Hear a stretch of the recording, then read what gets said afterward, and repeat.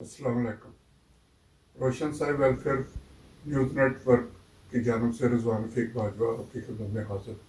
हमारा आज का मौजू रमज़ान बाज़ार है।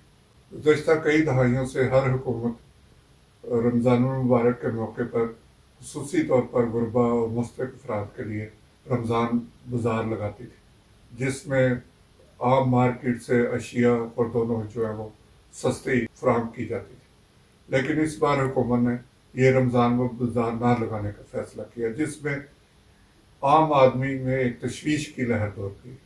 हुकूमत की जानब से सहूलत दी जा रही है मुख्तलिफ अशिया की, वो ना होने के बराबर है।